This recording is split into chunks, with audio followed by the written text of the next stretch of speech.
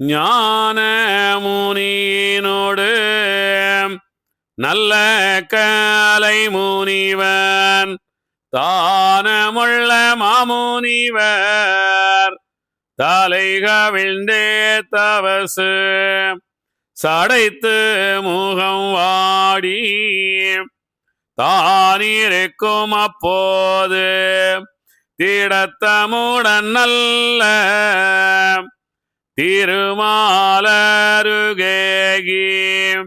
நன்றியுள்ள மாமுனியே நல்ல கைலாசமதில் கண்டதுண்டு உங்களையும் காட்டில் வந்தவாறேது அப்போது மாமுனிவர் ஆதி பதம் பணிந்து சப்போடு ஒத்த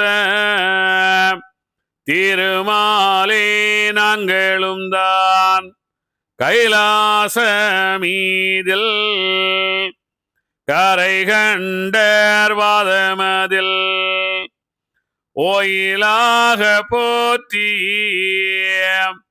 ஒழுங்காயிருந்தவர்கான் இருக்கும் அந்த நாளையிலே எங்கள் இரு பேர்களையும் தருக்குகந்த ஈசர் தன்னை அவர் வருத்தி மாயன் மேல் வீரக்க மண்ணு லோகந்தனிலே காயாமிழந்து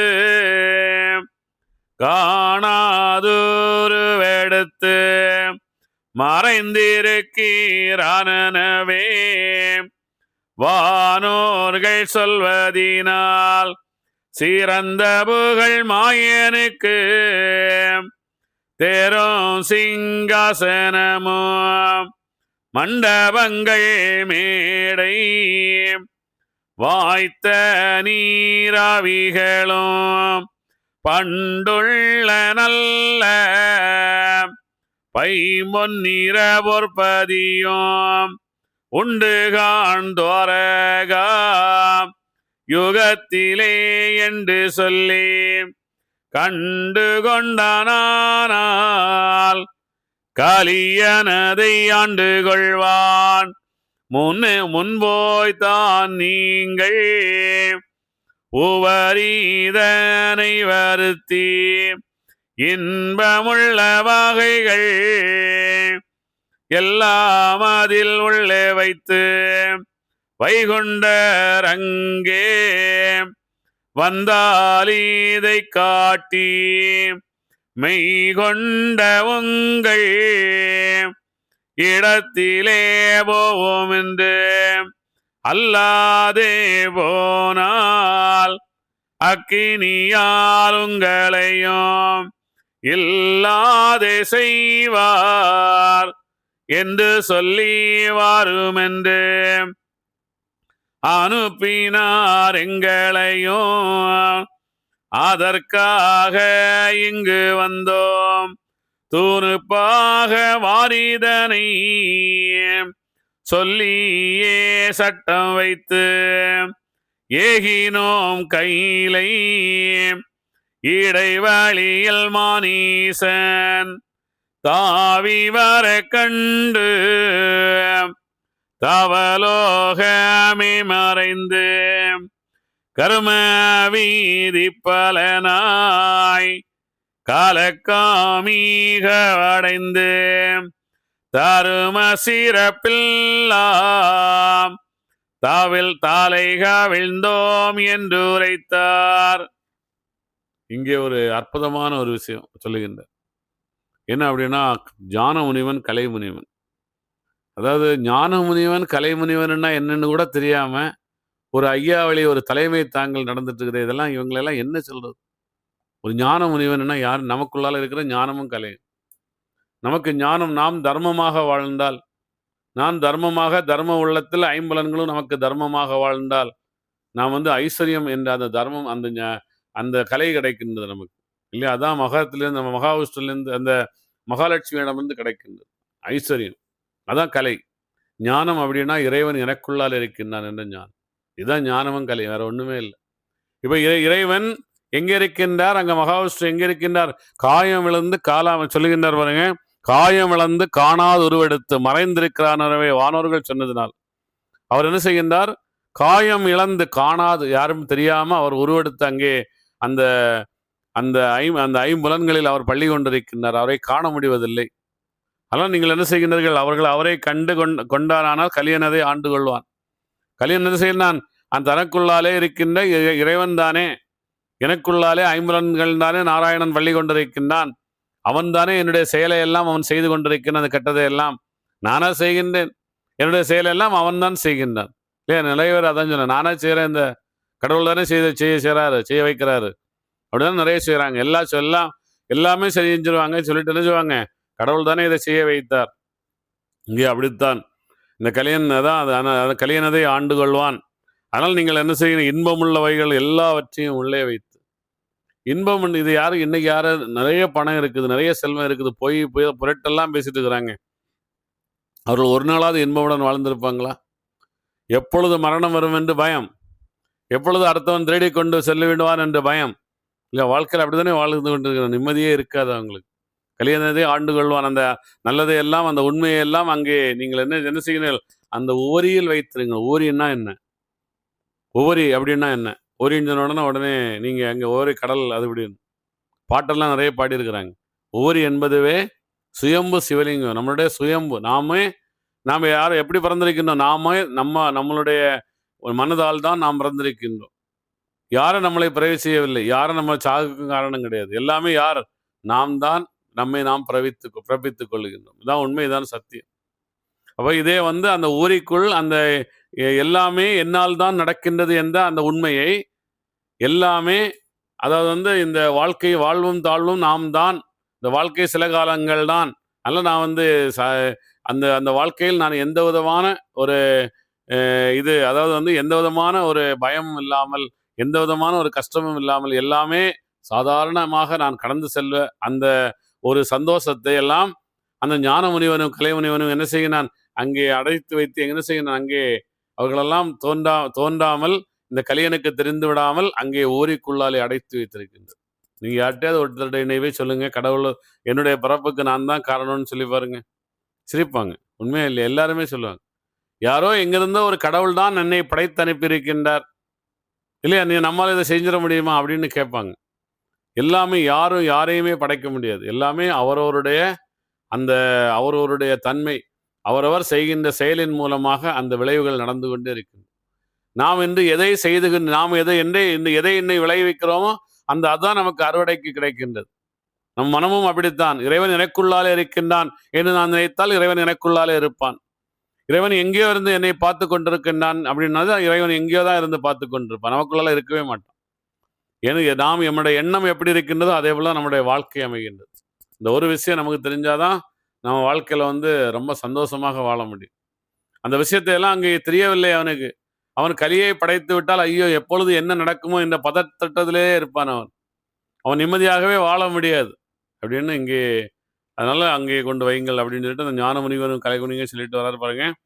அப்போது அந்த அச்சுதரும் அந்த முனிதங்களையும் எப்போது கூட்டி ஏகுகின்ற அப்பொழுது கருங்குரங்கு காரானை கடிய கடுவாய் போலியாம் இருங்கருடன் உர்வனமும் எறும்போயி மூட்டைகளும் கள்ள காசடுள்ள கரிய மீருகமதும் கொள்ளை கொண்ட ஊர்வனமும்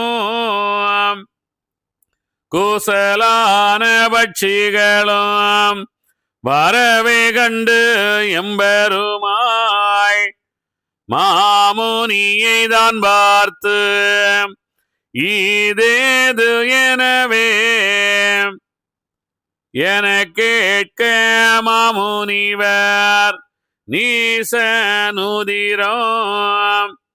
நீதி கெட்டையும் மீறுகாம் வாசமுள்ள பட்சிகளும் மாநிலத்தில் ஊர்வனமும் பிறந்துதித்து வந்து பேருலகில் அம்மானை சிறந்தறிந்து எம்பெருமாய் செவியிலே கையறைந்து விலகியே போக வேணுமென்று எம்பெருமாய் மலங்கியே மாமுனிவர் மாயனடி போற்றி எங்களுக்கு எங்கே இருக்கவே சொல்வீரண்டு அங்கந்த மாயவரின்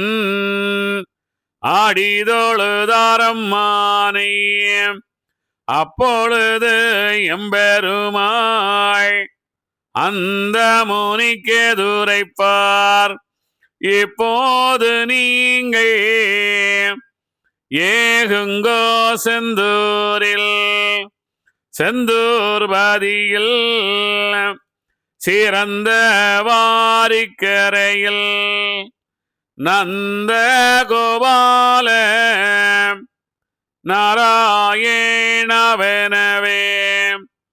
மாயனிச கலியை வாதை செய்து தர்மமதாய் நியாயமுடன் வைகுண்டர் நாட்டை ஒரு சொல்லதுக்குள் ஆளவர வேணுமென்று அருந்தவசு பண்ணுமென்று வேளமொத்த மாமுனிக்கு வீடை கொடுத்தார் மாயவரும். ஞானமுனிவனையும் கலைமுனிவனையும் அங்கே திருச்செந்தூர் கடல்ல நீங்கள் சென்று இந்த நாராயணா என்று தவமிருங்கள் அப்படின்னு சொல்றார். இதெல்லாம் நம்ம கண்டிப்பாக இங்கே வந்து நாங்கள் வந்து கொண்டு இருக்கும்போது எறும்பு ஈ மூட்டை இதெல்லாம் வருதுன்றாங்க. ஈ மூட்டை எறும்பு இது எல்லா காலங்களிலுமே இருக்குமே. பசுமாடு வளர்த்துக்கின்ற இடங்கள்ல எல்லாம் எறும்பு எல்லாமே இருக்கும், எல்லாமே இருக்கும். நீங்க வந்து எறும்பு ஈ மூட்டை அந்த காலத்துல எல்லாம் இந்த காலத்துல தான் இருக்குது அப்படின்னா இதெல்லாம் வந்து ஒரு அது வந்து என்ன சொல்லிட்டு வராங்க அப்படின்றத வந்து ரொம்ப நம்ம கண்டிப்பா தெரிஞ்சுக்கணும். இது எப்பொழுதுமே எல்லா காலத்துக்குமே இதுக்கெல்லாம் இருக்க தான் செய்யுது. இங்கே பகவான் என்ன சொல்லிக்கொண்டு அப்போ இப்போவும் அந்த கலியன் வந்ததுனால தான் எறும்பு ஈ மூட்டை எல்லாம் இருக்குதா? இது ஏன் இது அகில திருட்டமா இந்த இடத்துல வந்து அரிகவல சிசர் எழுதினார் அப்படின்றது வந்து ரொம்ப ஒரு புரிஞ்சு கொள்ளவே முடியாத ஒரு புதிராகவே இருக்குது இல்லையா? உண்மையில எப்பொழுதுமே இருக்குது. எப்பொழுது இல்லைன்னு இந்த உலகத்துல எல்லாமே எப்படி இருந்து நீங்க வந்து குளிர் பிரதேசத்துக்கு போனீங்கன்னா எதுவுமே இருக்காது. இப்போ நீங்க பார்த்தீங்கன்னா அந்த ஊட்டி அப்படி உள்ள குளிரான இடத்துக்கு போனீங்கன்னா அந்த எறும்பு ஈ மூட்டை இதெல்லாம் எதுவுமே இருக்காது. ஏன்னா அந்த குளிருக்கு அந்த இது எதுவுமே இருக்காது. மற்ற இங்கே எல்லாம் எல்லாமே இருக்குமே. இதெல்லாம் எதுக்காகவே சொல்லிட்டு வரான்னு இல்லை. இப்போ இங்கே இந்த ஞானமுனிவனும் கலைமுனிவனும் கேட்கின்றார், ஐயாவே நாங்கள் என்ன செய்வது? அப்பொழுது எம்பெருமான் அந்த முனிக்கு எதிர்ப்பார், இப்போது நீங்கள் ஏகுங்கோ செந்தூரில் அப்படின்னு சொன்ன. செந்தூர் அப்படின்னா என்ன? உடனே அங்கே போனீங்க. இப்போ செந்தூரில் போனீங்கன்னா அங்கே என்ன, அங்கே ஒரு முருகன் கோயில் இருக்குது. அது பக்கத்தில் இப்போ ஒரு ஐயா கோயில் ஒன்று இருக்குது. அங்கே நீங்கள் போனீங்கன்னா அங்கே ஒரு கடல், அந்த பக்கத்துலலாம் கடல் இருக்குது. நல்ல கடற்கரை அழகாக இருக்கும். அங்கே போனால் நீங்கள் தவம் ஞானம் கிடச்சிடுமா? உங்களுக்கு ஞானம் வந்து விடுமா? என்ன சொல்லுகின்றார் என்றால், ஆறறிவாக வாழுங்கள். ஆறறிவாக நீங்கள் ஒவ்வொரு செயலையும் சிந்தித்து இந்த செயல் செய்யலாமா செய்ய வேண்டாமா அப்படின்றத சிந்தித்து ஆறறிவாக நீங்கள் இருக்கின்ற இடத்தில் போய் நீங்கள் தவறுங்கள். யார் ஒருவர் ஆறறிவாக இருக்கின்றானோ, யார் ஒருவர் ஆறறிவாக வாழுகின்றானோ அவன் ஞானத்தை பெறுகின்றான். யார் ஒருவர் இந்த தான் செய்கின்ற செயலை இது சரியா தவறா என்று பிரித்து ஆராய்ந்து செய்கின்றானோ அவன் இருக்கின்ற இடத்தில் கலை இருக்கின்றது. இதுதான் உண்மை, இதுதான் சத்தியம். அப்போ திருச்செந்தூர் கடல்ல யார் எதுக்கு தவம் இருக்கின்றால், ஆறறிவாக இருக்கின்ற இடத்தில் நீங்கள் போய் தவம் இருங்கள். இவனும் ஆறறிவாக வந்து விட வேண்டும். அங்கே சிலைகளையே செய்து வைத்து இந்த மக்களை ஏமாற்றக்கூடாது இல்லையா? உண்மையே இல்லையா? சிலை யார் செய்கிறாங்க? மனுஷன்தான் செய்கிறான். அதுக்கே அபிஷேகம் செய்கிறாங்க, ஆராதனை செய்கிறாங்க, மாலையை போடுறாங்க. இதுதானே வாழ்க்கை பூரா நடந்துட்டு இருக்குது. உண்மையே இல்லையா? இது செய்யாமல் ஆறறிவாக இருக்கின்ற இடத்தில் நீங்கள் போய் தவமிருங்கள் அப்படின்னு அந்த ஞான முனிவனையும் கலை முனிவனையும் அனுப்புகின்றார். அப்போ என்னை பொய் பேசுவர்கள், புரட்டு பேசுவர்கள், கோயிலில் பூசை செய்வர்கள் எல்லாரும் என்ன செய்கிறார்கள்? கலியில் வாழுகின்றார்கள். அவர்கள் இருக்கின்ற இடத்துல இந்த ஞானமும் கலையும் இருக்கவே இருக்காது. நீங்கள் கண்டிப்பாக ஞாபகம் வச்சிங்க. அடுத்து என்ன சொல்றாங்க? வீடை வேண்டி மாமுனிவர் வேலனூரைந்திருக்கும் கடலான தற்கரையில் காடுந்தவசு பண்ணினரே. அப்படியே மாமுனிவர் அங்கே தவசிருக்க இப்படியே மாயன் இசைந்த ஸ்ரீரங்கமதில் போகின்ற வேளையிலே போக நின்ற மாமுனிவன் தாவும் ஒரு மலையில் தாலை சீதறி சாகவென்று வேகித்து மாமுனிவன் விசையாக முட்டுகையில் ஆகமுற்று எம்பெருமாள் அவனோடங்கெதுரைப்பார் மலைதனிலே மூட்டி மாளவென்று மாமுனி நீ குலை குலைந்து மாமுனியே குரு நீ என்றனராம்.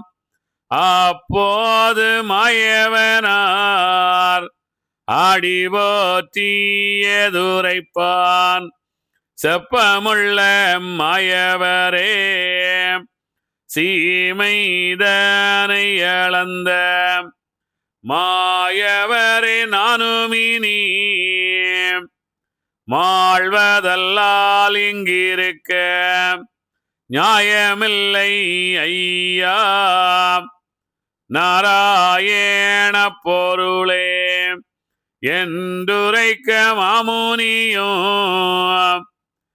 ஏதுரைப்பாரம் பெருமாள் ஒன்று வசனம் உரை என்றான் மாமுனியை என்று எம்பெருமாள் ஈதுரைக்க மாமுனியும் அன்று மூனி சொன்ன வசனங்கள் அன்போரே தருமனிதமதுவோம் தரணிதனில் மானுபமோம் கரும கலியால் கட்டழிந்து போச்சுதையா நன்மையெல்லாம் நாடு விட்டு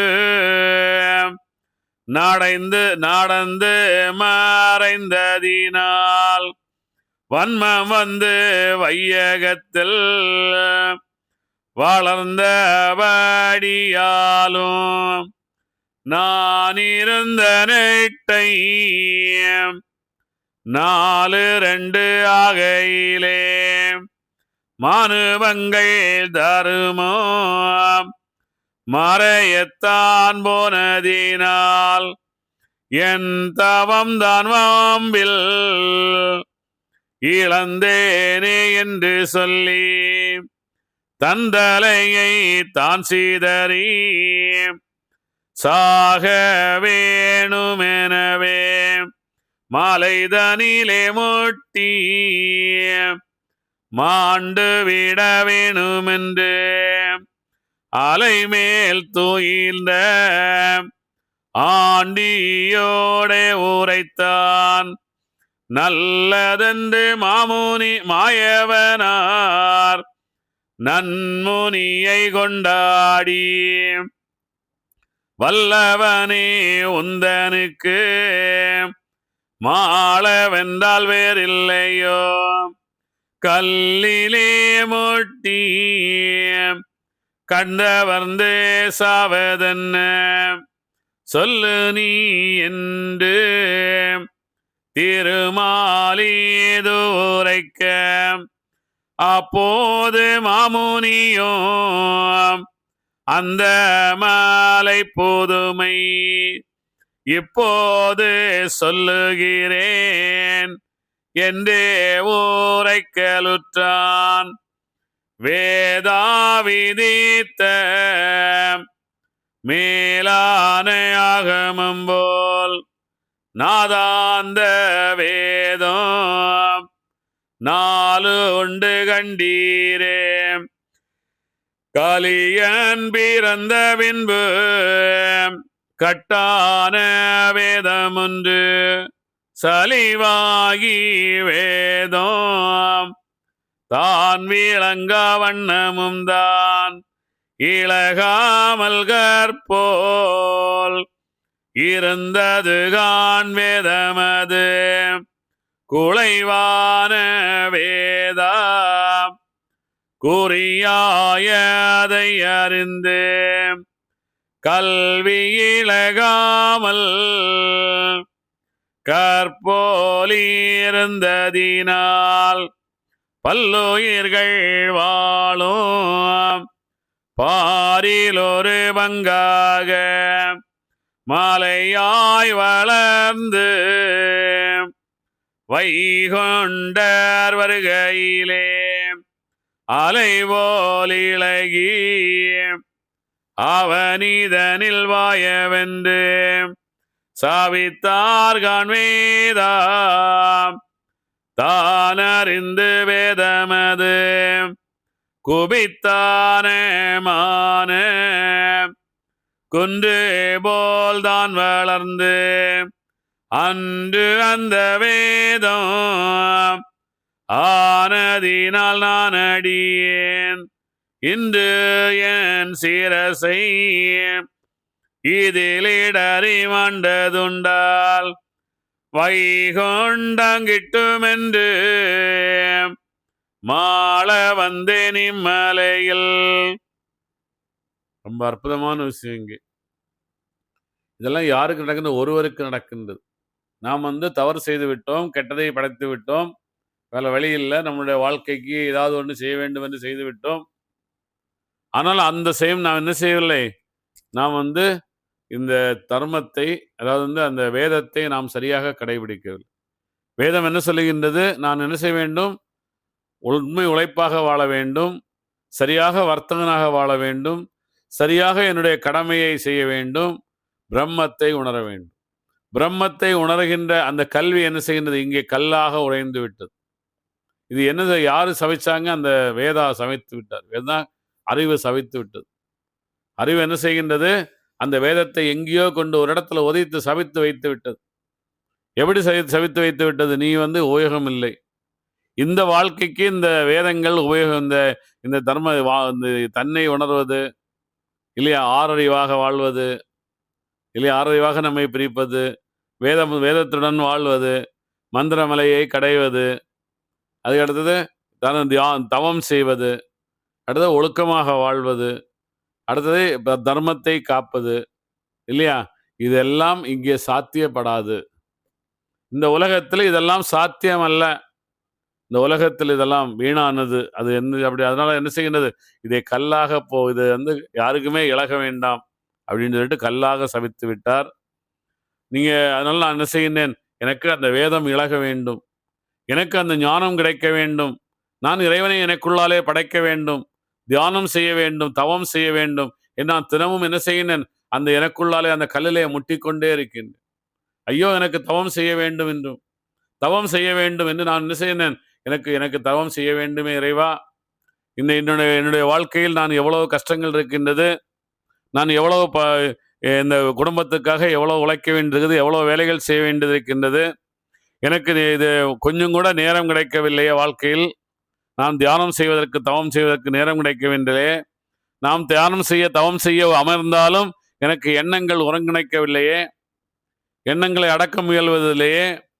நான் என்ன செய்வேன் என்று எத்தனை பேர் நம்ம முட்டுறதுன்னா உடனே போய் கல்லில் முட்டுறதுன்னு இல்லை. இந்த வேதம் எனக்கு இழக வேண்டும், இழக வேண்டும், இழக வேண்டும் அப்படின்னு அந்த மனதை திடமாக நாம் எப்பொழுது கொண்டு செல்லுகின்றோம்? அவன் அங்கே கொண்டு சென்றான், அங்கே கடவுள் வந்தார், மகாவிஷ்ணு வந்தார். அவன் கல்லிலே முட்டினான்.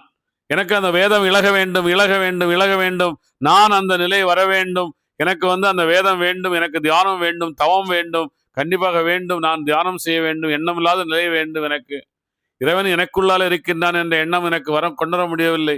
ஏன்னா எல்லா இடமும் 1008 கோயில் கோயிலாக கட்டி வச்சிருக்கிறானுங்க இல்லையா. அங்கே எல்லாம் பார்த்தா ஒரு பூசாரி நின்று அங்கே எல்லாம் வணங்கிட்டே நிற்கிறாங்க.